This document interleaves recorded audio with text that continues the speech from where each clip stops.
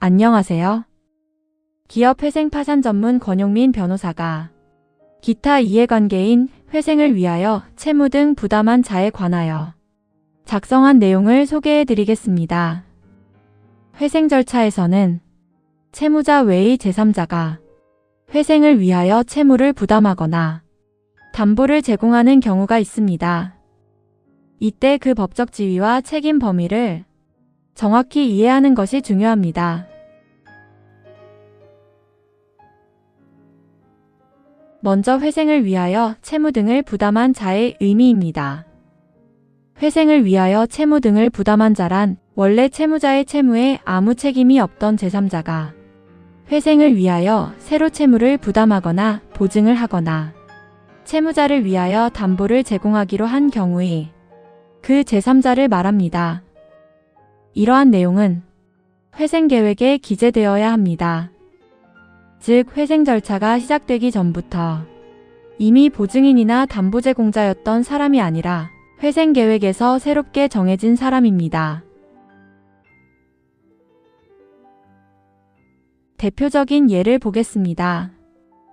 첫째, M&A 절차에서 제3자가 채무자를 인수하면서 회생을 위하여 필요한 채무를 새로 부담하는 경우가 있습니다. 둘째, 변경 회생 계획에서 인수자가 신주대금 납입 의무를 새로 부담하는 경우도 있습니다. 셋째, 회생 계획에 따라 제3자가 채무자를 위하여 새로 담보를 제공하기로 하는 경우도 여기에 포함됩니다. 여기서 중요한 것은 창설적 규정인지 여부입니다. 회생 절차 개시 전에는 채무자의 채무에 책임이 없었는데 회생 계획에서 처음으로 채무 부담이나 담보 제공 의무를 지게 된 사람이 창설적 채무 부담자 또는 담보 제공자입니다. 이들은 회생 절차 개시 전부터 존재하던 보증인이나 물상 보증인과는 구별됩니다. 이 구별은 책임 범위에서 큰 차이를 만듭니다. 회생 계획에 의해 창설적으로 규정된 자는 법 제250조 제1항 제3호에 따라 회생 계획에서 정한 범위 안에서만 책임을 부담합니다.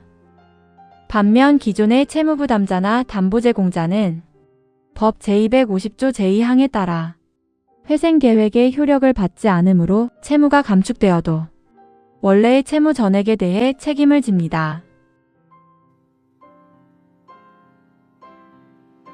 회생 계획안 작성 단계에서도 명확한 기재가 필요합니다.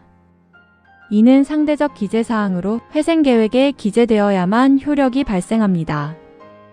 따라서 제3자가 담보를 제공하는 경우에는 회생 계획에 그 사람을 명시하고 담보권의 내용을 정하여야 합니다. 이처럼 명시를 요구하는 이유는 분명합니다.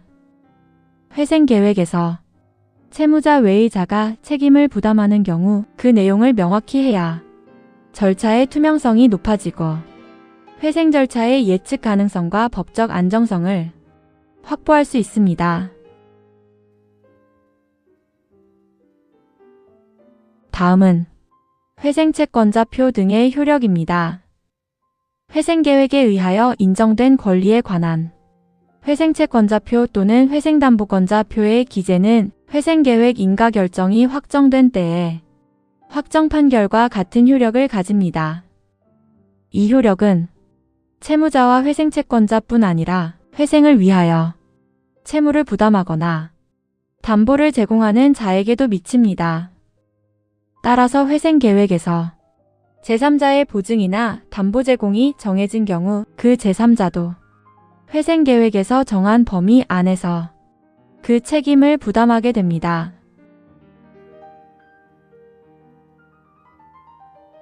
회생 절차가 종결된 뒤에는 강제 집행도 가능합니다. 회생 계획에 의해 인정된 권리가 금전 지급이나 그 밖의 급부 청구인 경우 회생 채권자나 회생 담보권자는 회생 절차 종결 후 회생채권자표 또는 회생담보권자표에 기하여 그 채무부담자나 담보제공자에 대해서도 강제 집행을 할 수 있습니다. 정리하면 회생을 위하여 채무를 부담하거나 담보를 제공하는 자는 회생계획에서 새로 책임이 창설된 제3자입니다. 이들은 회생계획의 효력을 받아 그 계획에서 정한 범위 안에서만 책임을 집니다. 또 그 내용은 회생계획에 명확히 기재되어야 하며 회생 절차 종결 후에는 회생채권자표 등에 기하여 강제 집행의 대상이 될 수도 있습니다.